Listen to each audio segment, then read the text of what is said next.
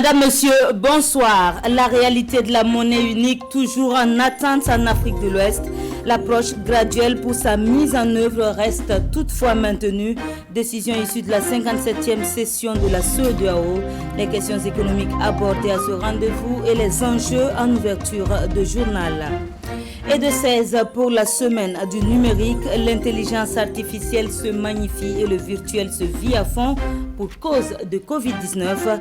Des innovations importantes annoncées et dévoilées dans une poignée de minutes. Plus de 3 millions de manuels scolaires au profit des élèves. Le MENAN lance ce jour l'opération de distribution. Près de 500 circonscriptions d'éducation de base en sont bénéficiaires. Le lancement dans ce journal. Cellou Dalein Diallo lancé à la course à la présidentielle. Sa candidature ne fait pas l'unanimité au sein de l'opposition. Une levée de bouclier qui met mal à l'aise ses alliés réunis au sein du Front National pour la défense de la Constitution. Nous développons cette actualité avant la fin de cette édition. Et ce sont les titres de votre 20h. Une fois de plus, bonsoir. La monnaie unique, l'écho, on en parle en ouverture de cette édition. Son lancement est différé à une date ultérieure. C'est ce qu'a décidé la conférence des chefs d'État et de gouvernement de la CEDEAO hier à Niamey. En attendant l'élaboration d'une nouvelle feuille de route, une approche graduelle est maintenue pour le lancement. Tour d'horizon des questions économiques abordées avec notre envoyé spécial Vincent Kendrobego. Il faudra encore attendre pour voir les premiers billets de l'écho. Après le rendez-vous manqué de juin 2020, les décideurs de l'espace communautaire ajournent le passage à la monnaie unique de la CEDEAO. La décision est prise par les chefs d'État et de gouvernement après un rapport de la zone monétaire ouest-africaine au sommet de Niamey. L'écho devait être lancé en 2020. Les problèmes liés non seulement à la Covid, mais aussi aux d'autres facteurs endogènes ont amené les pays donc, de la CEDEAO, les chefs d'État, à réexaminer donc, le progrès vers le lancement de cette monnaie unique en 2020. Ce qui fait que le rapport a retenu, le comité ministériel a proposé, les chefs d'État l'ont endossé, donc de proposer plutôt que nous puissions revisiter la feuille de route parce que visiblement, avec l'impact de la Covid-19, les pays ne convergent pas, donc ne respectent pas les critères de convergence et ne pourront pas donc justement aller vers une monnaie unique en 2020. Donc, il a été retenu de revisiter la feuille de route pour proposer donc rapidement un délai consensuel et réaliste pour permettre donc d'aller vers la monnaie unique de la CEDEAO. Les pays de la CEDEAO se remettent progressivement de la pandémie du Covid-19, mais la crise sanitaire aura provoqué des dommages aux économies nationales. Et sur le plan économique, il faut dire que le rapport donc a montré que les pays de la CEDEAO, du fait de l'impact de la Covid-19, vont connaître donc dans la région donc une croissance mitigée. Donc certains pays vont connaître même une récession. Et c'est pourquoi globalement, lorsqu'on prend la région CEDEAO, la région va connaître une croissance négative, donc la région sera en récession en 2020. La vision 2020 de la CEDEAO des peuples arrive à son terme cette année. Une année où la libre circulation des biens et des personnes aura été éprouvée par la fermeture des frontières due à la pandémie. La conférence a pris acte d'un assouplissement progressif de ces mesures de protection prises par les différents États. Le défi est une fois de plus relevé pour la semaine du numérique. Levé de rideau ce jour pour la 16e édition. L'intelligence artificielle est magnifiée par des activités qui se tiendront en majeure partie en virtuel. La cérémonie d'ouverture et les innovations de la présente avec Souleymane Sanou et Oumar Azombri. L'intelligence artificielle, opportunités et défis. C'est sous ce thème que se tient cette 16e édition de la Semaine du numérique. Cette année, la semaine connaît une innovation majeure. Plusieurs activités, dont les visites de stands, ont été dématérialisées pour tenir compte de la crise sanitaire marquée par le coronavirus. La tenue de la présente édition de la Semaine du numérique en ligne témoigne à souhait du fort potentiel du numérique et de cette capacité à changer nos habitudes et à assurer une continuité dans nos activités. En 16 ans d'existence, la Semaine du numérique a contribué à la prise de conscience des acteurs décisionnels sur la nécessité de booster le secteur des nouvelles technologies. Il y a des efforts qui sont faits aujourd'hui. Nous sommes en train de capitaliser ces différents efforts. Nous allons poursuivre le travail parce que la fibre optique et la création du point d'atterrissement virtuel de Fadane Gourma, ce sera pour bientôt. Ce qui veut dire que le gouvernement a conscience qu'il faut continuer à développer ce genre d'initiatives pour faire en sorte que notre pays accède effectivement à la révolution numérique dans les prochaines années. Cette 16e édition, parrainée par le professeur Alkasso Maïga, ministre en charge de l'enseignement supérieur, a pour sponsor officiel la compagnie Orange. Une nuit des lauréats est aussi prévue ce 10 septembre. Les candidats qui vont s'illustrer dans les différentes compétitions digitales seront primés. Et le virtuel, c'est aussi l'univers de la 3D, une notion bien connue des habitués. Pour ceux qui ne le savent pas, la 3D permet l'impression d'articles conçus sur ordinateur.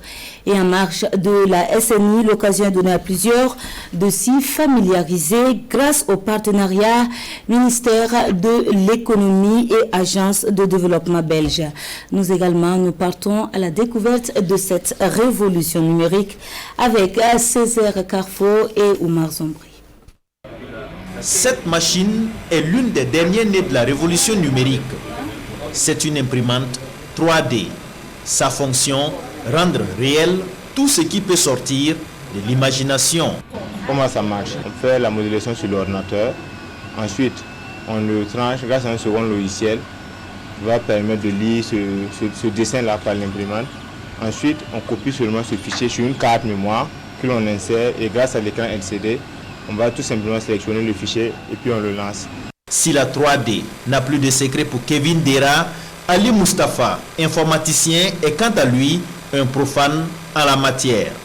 Après avoir longtemps entendu parler de la 3D à la télé, il décide de faire le grand pas en prenant part à cette formation. Je me suis dit, tiens, c'est le moment en fait d'apprendre encore plus dessus parce que ça pourrait être en fait un truc de l'avenir sur lequel les gens vont encore plus s'intéresser pour faire des gadgets et autres. Comme Mustafa Ali, ils sont une centaine à s'être inscrits pour mieux se familiariser ou découvrir cet autre univers dimensionnel. Cette formation est appuyée par l'agence belge de développement Enabel. Cette formation n'est pas une formation qui va les amener à devenir des experts, à créer des environnements immédiatement, mais c'est une formation qui les permet déjà de prendre conscience que c'est possible, qu'on peut faire de grandes choses avec ces technologies-là. Si nous on voit que l'activité est très concluante, que c'est une activité réussie, pourquoi pas continuer à approvisionner avec cet équipement, à pouvoir continuer à appuyer des acteurs dans l'agriculture, dans le secteur de la transformation à travers tout le pays.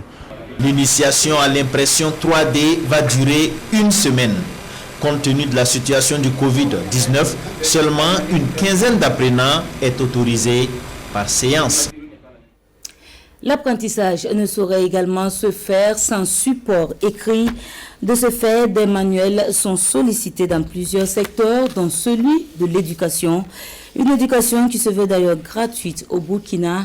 Cette réalité est traduite par la mise à disposition des 10 manuels au profit des structures éducatives.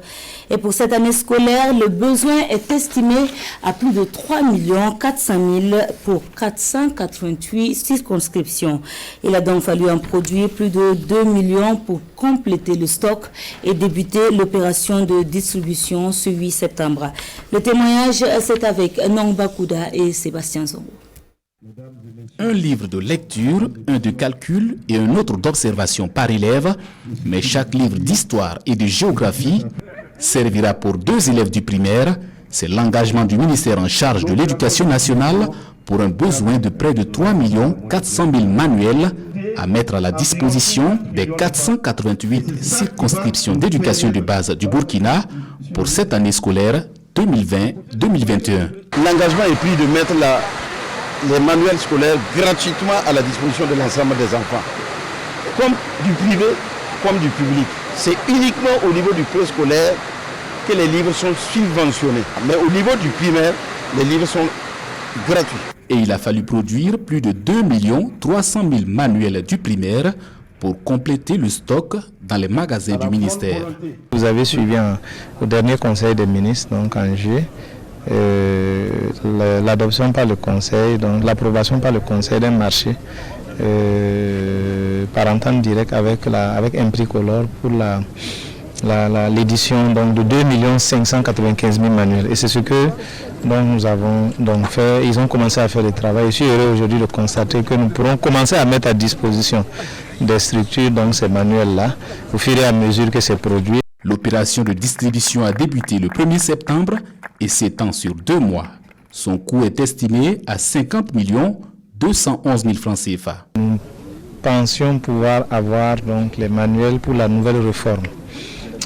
À cette rentrée, on s'est rendu compte 3 mois avant la rentrée que c'était une opération qui n'allait pas pouvoir se tenir et donc il fallait donc produire de nouveaux manuels dans le cadre des anciens curricula et fonctionner en attendant donc la rentrée 21-22 pour la mise en œuvre des nouveaux curricula à partir du CP1. 200 000 livrets du préscolaire seront également disponibilisés dans les 45 provinces selon le ministère en charge de l'éducation nationale.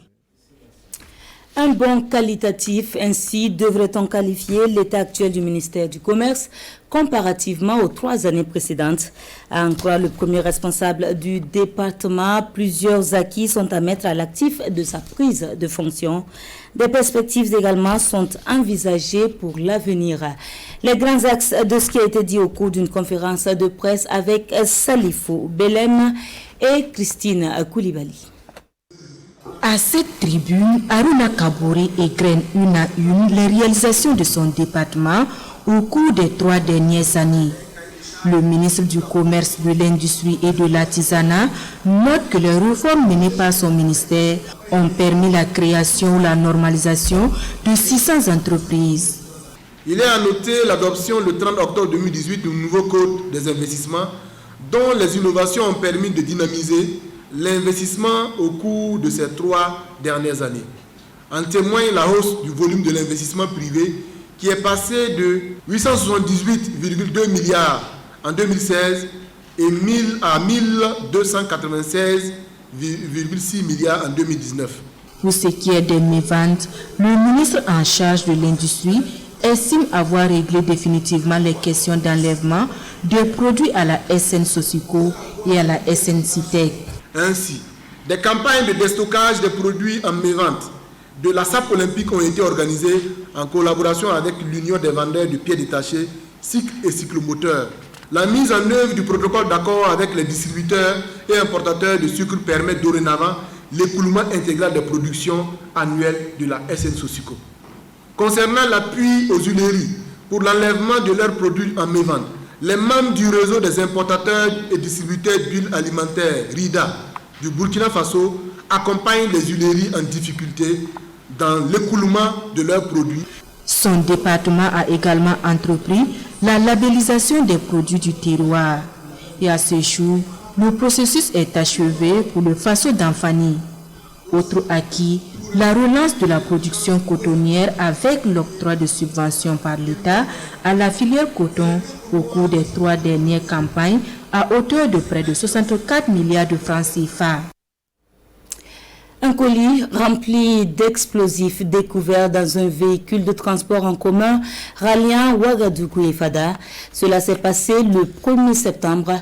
La brigade de recherche de Fada, alertée par le poste de contrôle de la douane, a débarqué le colis et procédé à la mise en garde à vue des passagers. Ces derniers ont été relâchés après une nuit passée à la brigade, mais les bagagistes de la compagnie y sont toujours gardés. À noter que le propriétaire du colis n'est toujours pas identifié. On en apprend plus avec Désiré Ilboudo et Ibrahim Hassanou.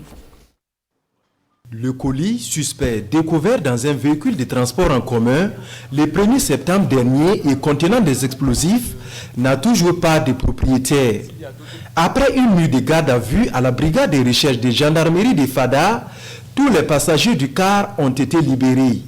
Mais les bagagistes de cette compagnie qui rallie Ouagadougou à Fadangourmand sont toujours gardés pour la suite des enquêtes sur instruction du procureur du Faso. Les bagagistes sont effectivement arrivés de Ouagadougou. Les passagers leur ont été présentés mais ces derniers n'ont pas reconnu celui qui a fait embarquer le sac des explosifs dans le car. De leur explication, il ressort que le sac aurait pu être mis dans le car à leur insu, car il n'a pas été enregistré au courrier. C'est un sac en gîte de couleur blanchâtre contenant 22 paquets de 15 bâtonnets de pétard chacun, soit 330 bâtonnets de pétard au total. 50 passagers étaient à bord du véhicule de transport en commun. Les dégâts seraient incalculables en cas d'explosion. Un seul lot de ces pétards, c'est-à-dire 5 bâtonnets combinés avec un détonateur, peut faire des dégâts énormes et inimaginables. Autrement dit, un seul suffirait à mettre en petits morceaux le car de 70 places, y compris son contenu. Et c'est l'occasion pour les conférenciers de rappeler les numéros utiles que sont le 1010 pour le Centre national de veille et d'alerte, le 16 pour la gendarmerie et le 17 pour la police. Révocation de 3 agents du ministère de l'économie et des finances. Le tribunal administratif suspend les 10 arrêtés. Un recours avait été introduit via la procédure du référé. Du coup, la coalition syndicale suspend son mot d'ordre de grève qui devrait prendre effet dès demain. Elle se dit ouverte au dialogue. Ce matin, elle était face à la presse. Le compte rendu avec Roger Cam et Sébastien Zongo. La coalition des syndicats du ministère de l'économie, des finances et du développement exprime sa satisfaction suite à la décision du tribunal administratif. La décision en référé, rendue ce 8 septembre, suspend les arrêtés de révocation des 3 agents du ministère, une victoire d'étape qui a conduit à la levée du mot d'ordre de grève selon la coalition. Suite à cette évolution positive du volet judiciaire de la situation, la CSMF, à l'issue d'une réunion d'urgence, a décidé de suspendre le mot d'ordre de grève de 72 heures qui devait couvrir la période du 9 au 11 septembre 2020, c'est-à-dire qui devait commencer dès demain. La coalition syndicale, par la voix de son président du mois, invite par conséquent le gouvernement à résoudre définitivement le problème par la réintégration des 3 agents concernés. Par ailleurs, elle invite le gouvernement à l'abandon sans condition des autres mesures répressives contre les travailleurs du MINEFID, la mise en œuvre intégrale des protocoles d'accord signés entre le gouvernement et nos organisations syndicales respectives, la suspension de l'UTS sur les primes et indemnités des travailleurs du privé, du public et du parapublic et le remboursement des retenues opérées depuis janvier 2020. La décision de révocation des 3 agents du ministère en charge de l'économie et des finances a été prise en Conseil des ministres le 27 mai 2020 avec pour motif fait d'indiscipline d'une extrême gravité. Les arrêtés de révocation ont été notifiés aux intéressés le 12 août selon la coalition des syndicats du ministère en charge de l'économie et des finances. La rue n'est pas la place des déficients mentaux, une conviction partagée par l'association Unsun Lafi qui depuis plus de 5 ans travaille à la prise en charge et à l'inclusion sociale des 10 malades. Son champ d'action s'étend à la région du Centre-Est. Samedi dernier, autour d'un panel portant sur la prise en charge et l'inclusion communautaire des malades, les réflexions ont touché les volets scientifiques et traditionnels. Détails avec Kunsun Koulibaly et Tanga Kafondo. Cette dame se souvient encore des moments difficiles, des moments où elle marchait toute nue dans la ville de Tenkodgo. Elle vient témoigner à ce panel qu'on peut guérir de la déficience mentale et retrouver toute sa dignité, qu'une autre vie est possible pour les fous errants au Burkina Faso. Je remercie beaucoup Bambara parce que c'est lui qui m'a aidé beaucoup. Sinon comme ça là, je ne savais pas où j'étais. Je dormais sous des arbres. En tout cas, je vois que ça va. J'ai pris des comprimés avec les vaccins. C'est ça qui m'a donné la guérison. Organisé par l'association Kunsun Lafi sous le thème déficience mentale au Burkina Faso, prise en charge médicale et inclusion communautaire, le panel vise à susciter la réflexion autour du phénomène de plus en plus inquiétant. Il ne faut pas que la famille qui a un malade mental le laisse dans la rue. Et c'est là-bas, il ne peut pas trouver la santé là-bas. Maintenant, il faut aider ces personnes-là, il faut les encadrer les amener à l'hôpital ou bien dans un centre pour qu'ils soient isolés et effectivement un peu, vous allez voir qu'en tout cas ça va aller. Placé sous le parrainage de Nabagui Mpolé, Dimadizou Tenga, roi de Tenkodogo, il s'agit de faire un regard croisé de la science, du droit et de la tradition sur le phénomène. Et tous sont unanimes qu'au-delà des causes diverses de la maladie, les malades mentaux sont des malades à part entière, tout comme les autres, et méritent une prise en charge médicale et une inclusion sociale pour guérir de leur mal. C'est une maladie qui existait chez nous avant l'arrivée du blanc. Donc, dans la tradition, il y a des remèdes pour guérir les malades mentaux en fonction des causes de la maladie. Créée en 2014, l'association Kousoun Lafi œuvre dans le traitement des malades mentaux par leur prise en charge médicale et leur réinsertion socio-professionnelle. Elle travaille en partenariat avec la Croix-Rouge, la mairie de Tenkodogo et la direction provinciale de l'action sociale du Boulougou. Cap à présent sur Zaba, localité située à 45 km de Toma, dans la province du Nayala. Elle est majoritairement habitée par des Dafi, des Samo et des Nunuma. Là également se tient une célébration appelée Moussobadoro, ou la fête des femmes. Elle est célébrée depuis plus d'un siècle. Retour sur l'événement de cette année qui s'est tenu du 2 au 4 septembre avec Netizoum Bationo et Karim Ouetraogo. Des sacrifices dans les lieux sacrés, à la montée de la colline en passant par le tour du village, Zaba vivre au rythme du Moussobadoro ou la fête des femmes. Pendant 3 jours, les femmes sont à l'honneur dans ce village. Le Moussobadoro, c'est la fête de la fécondité et de la maternité. Cette fête vient de l'initiative des femmes qui à l'époque vénéraient la colline sacrée, qui est un don de Dieu pour le village. Cette colline, on peut aller se confier pour avoir des enfants, pour réussir dans la vie, pour avoir de la richesse, mais ce n'est pas destiné pour faire du mal. Ça, c'est notre 8 mars authentique et endogène qui a toujours valorisé la femme, contrairement aux étiquettes qu'on colle à nos sociétés pour dire que l'homme domine de manière absolutiste, la femme n'a pas de place. Voilà, les gens de Zaba nous démontrent ça à travers ce joyau culturel-là, que c'est faux. La femme a bel et bien de la place, elle a droit à la parole, et cette fête est faite pour magnifier cela. Le Moussobadoro draine du monde à Zaba. Venus du Burkina et hors de nos frontières, les fils et filles de Zaba, surtout, ne veulent pas se faire compter l'événement. Ça permet à nos enfants qui sont nés à l'extérieur de connaître les villages. En 2018, je suis venu avec mes 2 enfants, leurs femmes et leurs enfants. Elles sont contentes. Quand on va aller à Zaba, monter sur la colline, attacher les pailles.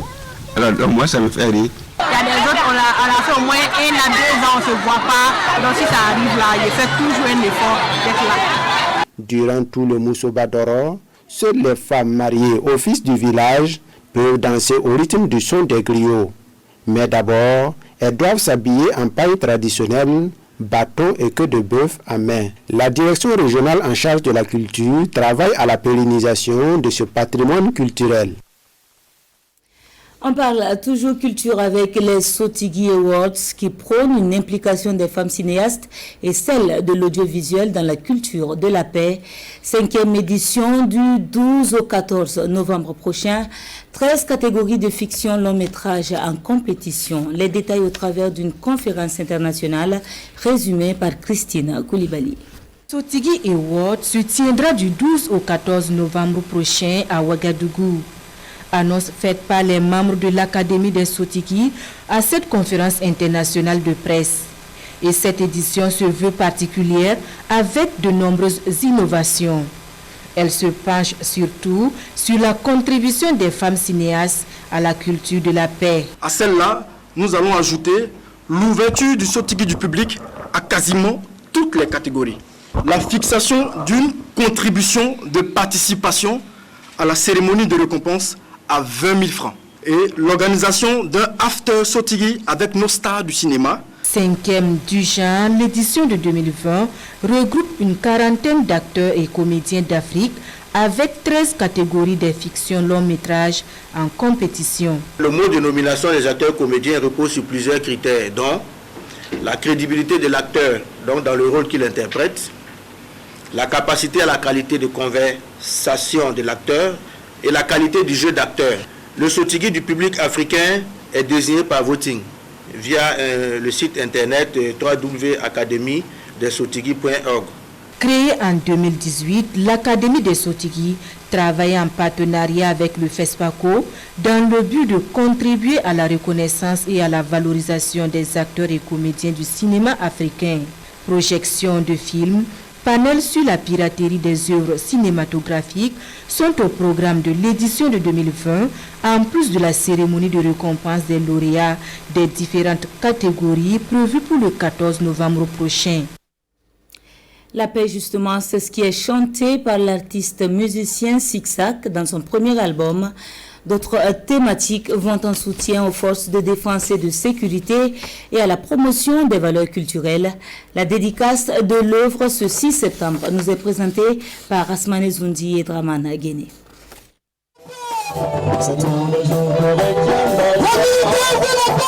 Un policier sur scène, Justin So alias Zigzag, est à son tout premier album. Rien que la paix aux façons. Chanté en français et en sang, cet album de 8 titres aborde des thématiques telles que la paix, le soutien au FDS, le respect des valeurs culturelles. À travers cette œuvre discographique, l'artiste compte galvaniser ses frères d'armes dans la défense de la patrie contre les forces du mal. J'ai choisi le cadre, l'École nationale de police pour faire ma dédicace parce que je suis en train de faire la présentation de mon premier album, c'est vrai, mais j'ai dédié l'album à tous nos frères et sœurs qui sont tombés sur les champs de bataille.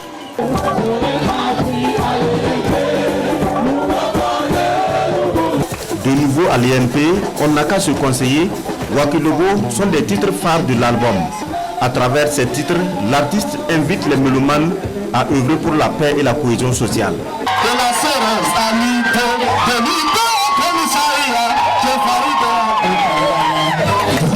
Des chansons de carrés d'armes, autrement appelées des chansons des corps habillés, voilà, et des chansons aussi que j'ai chantées pour l'opinion publique. C'est une vertu qu'il faut travailler davantage et un album est un outil qui permet de toucher les âmes et de véhiculer donc cette vertu. Zigzag, pour la promotion de son œuvre, dit avoir le soutien de la hiérarchie, de ses amis et de sa famille. Des tournées dans toutes les 13 régions du Burkina sont envisagées. Sa candidature ne convainc pas et divise même au sein de l'opposition. En Guinée, Cellou Dalein Diallo ne boycotte pas la présidentielle.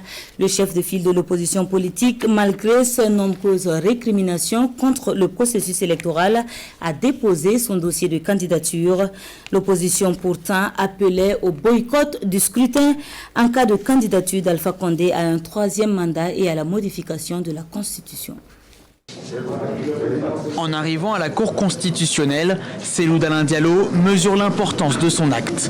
Ces derniers mois, l'opposant numéro 1 au président Alpha Condé dénonçait un fichier électoral corrompu et condamnait l'adoption de la Constitution, approuvée par référendum en mars dernier. Et pourtant, le voici qui pose officiellement sa candidature à l'élection présidentielle. Nous continuerons de nous opposer dans les rues et sur les places publiques à travers les manifestations à ce projet, mais également dans les urnes. Nous allons mener le combat sur les deux fronts désormais. À sa sortie, ses partisans de l'Union des forces démocratiques de Guinée l'acclament. Tous veulent mettre un terme au règne d'Alpha Condé. Il doit avoir ce qu'on appelle l'élégance républicaine. Il a fait ces 2 mandats, qu'il nous organise des élections libres et transparentes, qu'il nous dote d'un fichier électoral consensuel qui reflète fidèlement le corps électoral pour que la compétition soit saine. Mais le reste de l'opposition n'y croit pas. Une volte-face de Cellou Dalein Diallo qui passe mal du côté du FNDC. Une scission même pour Sidia Touré, le chef de file de l'Union des forces républicaines. L'époque où les deux anciens premiers ministres défilaient ensemble paraît loin, le temps où le Front national pour la défense de la Constitution était uni. Ce mouvement issu de la société civile, rallié ensuite par les partis politiques d'opposition, avait une position claire en vue de la présidentielle. Les entités qui ont déposé leur acte de candidature au niveau de la Cour constitutionnelle, qui est déjà une structure inféodée à l'exécutif et aux ordres de M. Alpha Condé, s'auto-exclut du FNDC. Cette candidature risque d'affaiblir le front hostile au chef de l'État, qui brigue un 3e mandat le mois prochain. De son côté, Cellou Dalein Diallo estime avoir une chance de battre Alpha Condé, contrairement à ses deux précédentes tentatives en 2010 puis en 2015. Et c'est ce qui referme l'édition de ce soir. Merci à vous de nous avoir suivis. On se dit à demain, Dieu voulant. Bonsoir.